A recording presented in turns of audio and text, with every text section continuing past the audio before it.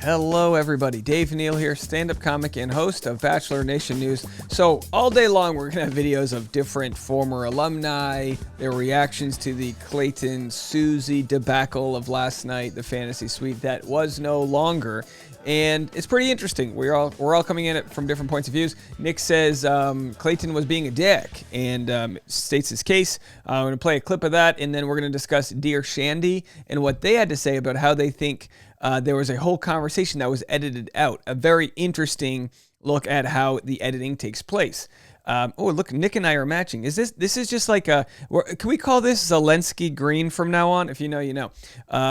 We stand with you, Ukraine. Okay, so let's see what Nick has to say about this. He's talking with Jim Jeffries, quite possibly the most successful Australian comedian of all time.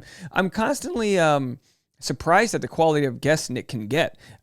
His channel has grown by leaps and bounds this last week. If you guys haven't been paying attention, I'll show you this just for fun. I'll show you this here.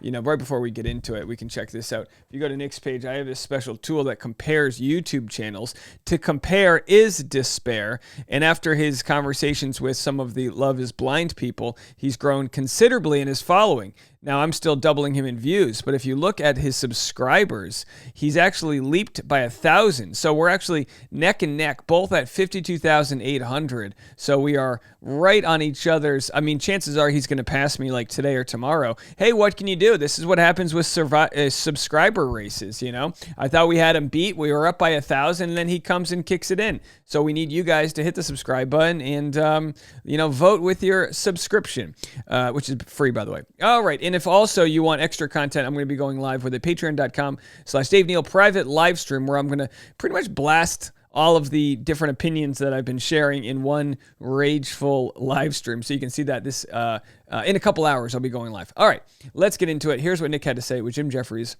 Here's my biggest criticism with Clayton and the Susie conversation is, again, Susie, that's her point of view, right? And while Susie was frustrated, mad, and angry. She was feeling all these emotions, and she has a right to feel how she feels. Clayton, to your point, I can see why he's frustrated and upset and feels like, well, wait, what do you mean? I thought, but when Susie, by the way, this is no criticism of Nick the person, but I don't know why they switched to these microphones. These are very expensive microphones, but they don't have a pop filter. They don't have the thing that keeps you, so you can hear it's very gravelly the way they're talking. I don't like those microphones. She was frustrated. She spent the whole time expressing frustration while trying to empathize with Clayton.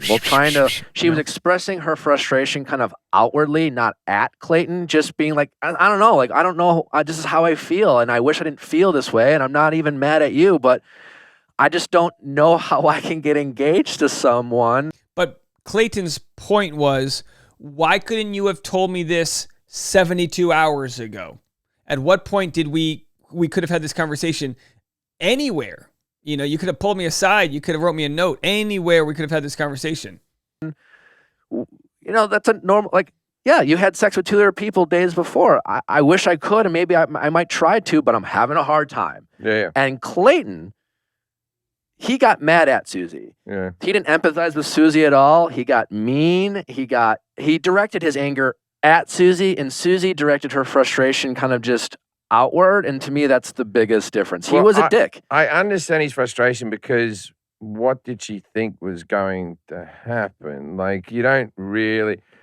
He's not going to not have sex with the 2 girls. And then... By the way, Jim Jeffries is a great person to have in this conversation because if you've heard him in podcasts, he bought a home for his baby's mama. And again, this could have changed. I could be wrong here. That's right next to his home. So he co-parents with his ex and has a kind of very progressive living situation out in Los Angeles. And just have sex.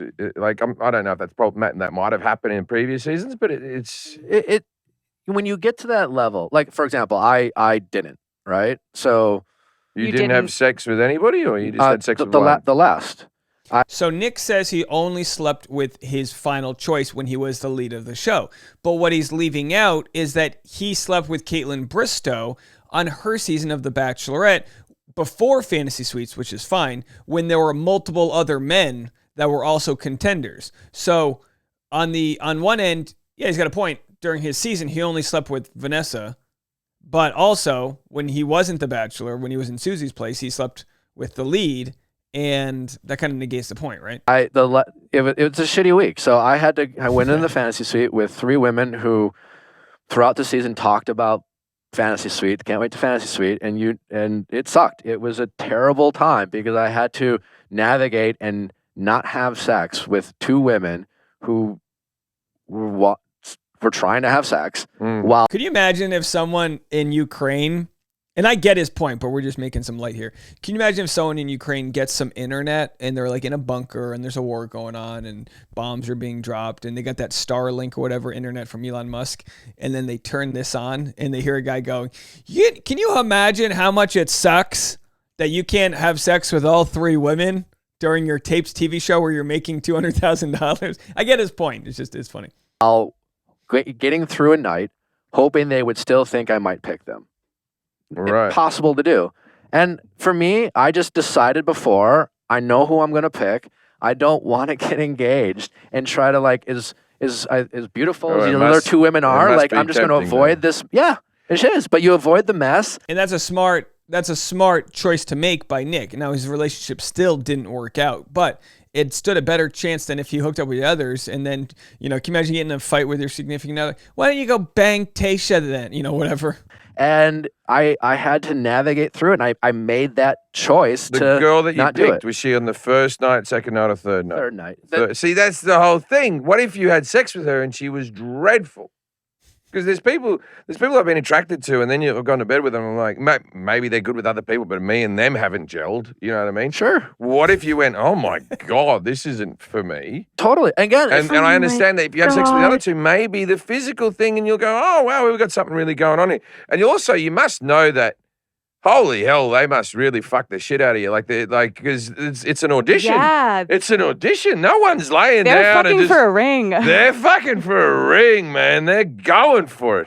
yeah, we're not shaming Clayton at all for going for. It's just 2 different points of view, of which I think there are people on both sides. Everyone, when they get into sexuality, you have to train the other person up. That goes both ways. Absolutely. You have to go, this is what I'm into. I need you to do A, B, and C. And what can I do better? And that's how you become sexually compatible. Notes. And sometimes it just happens, but even with great sex, you still got to go, I've got a little kink here, I've got a little kink there, and all that type of stuff. Yeah, great sex with someone you have the first time can only get better. Only get better. Yeah.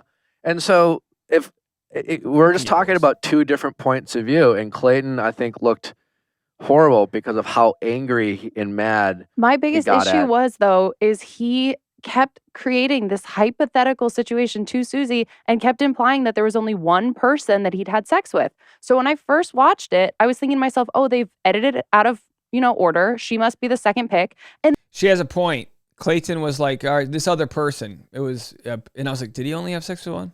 then finally at the end, he goes, so let's say that I've had sex with both. And I was like, he should have just been honest from the get-go. She asked him about if you hooked up, and do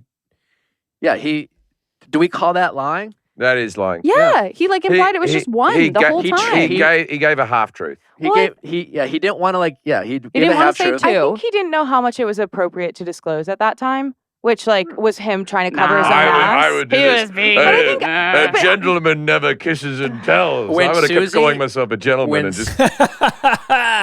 Jim Jeffries, great. If you haven't watched his specials, you have to. The guy's he's a national treasure of Australia. He goes, a gentleman never tells. He calls himself a gentleman, but that's what it comes down to. Is the idea of you don't want to kiss and tell, but also she's gonna watch it back. So the show will tell after the kissing has gone down, and by kissing we mean fornicating. Susie asked him. He gave a look, and you could tell he was mad. And in my opinion, he was like, "Fuck you, producers." Yeah. All right. We'll leave it at that. We're going to get into the producer manipulation more. You can go watch that full episode, Bachelor Recap with Jim Jeffries plus Genevieve, the Viall files with Nick Viall. Viall? We'll get it right one day. He's got a good point. Clayton's like, I can't believe we didn't have this conversation already. You don't know what you don't know. And it's a glaring oversight. Clayton should have had that conversation with her as a top 3, and she for sure should have had that conversation with him. Do I think Clayton was being a dick? I think that's a very simple way to put what was going down. Of course he was angry. it's like all of the stock he put into this relationship got pissed out the window, and he could have just avoided that altogether. Let's see what Jim Jeffries had to say just from a separate clip. I thought I had a separate clip here. Let me see if I can find it. Is this the one? Let's see. Himself and had a wank. This is what Jim had He to say. shitted his Some good advice from a comedian. gone off to the fantasy suite by himself and had a wank. He would have felt a lot better. Yeah. Taken that key and locked the door. He should have gone to the fantasy suite by himself and had a wank, taken the key and locked the door. Gotta love Jim Jeffries. All right, let me know what you guys think. More content coming your way. Patreon.com/Dave Neal livestream is happening next. Make sure to hit the subscribe button and hit the alerts for all future content. Lots coming. We'll talk to you in a little bit. Bye now.